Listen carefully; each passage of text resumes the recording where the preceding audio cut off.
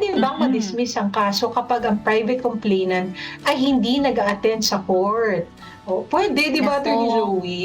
Mm. Oo, pero, ang lagi nating sinasabi 'yan na sa criminal cases, yung ating Mm. complainant, nagsisilbing witness po Witness. lamang siya Mm.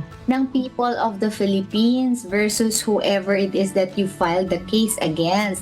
Kasi, halimbawa, sa murder ganyan, people of the Philippines versus ganito, ito siya yung, suspect, 'di ba? Kasi, innocent Mm. until proven guilty naman tayo. So, Mm. yung halimbawa, yung complainant is yung, nabalo o yung kanyang, ang kanyang anak o yung kamag-anak na nag-file, tapos, siya mismo ang nakakita ta's nag-file siya ng case. Tapos, later on sasabihin niyang hindi na niya ayaw na niyang mag-appear o ayaw na niyang Mm. magreklamo, pero na-file na yung case sa court.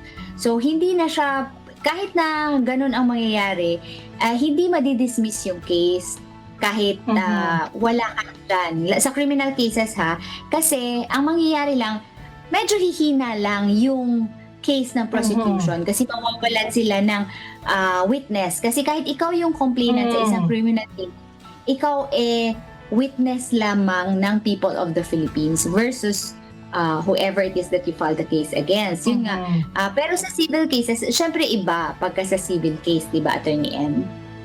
Kasi parang paano Mm. naman kung parang hindi ka naman interesado i-pursue 'no?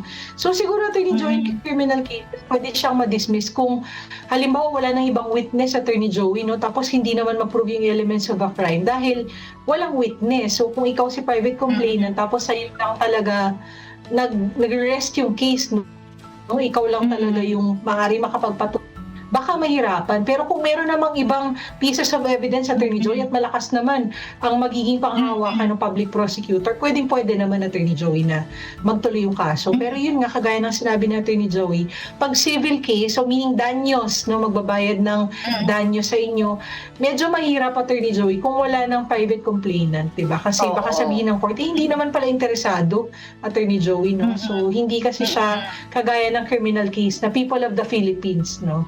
Oh, it's a private Mm. crime kasi. Mm.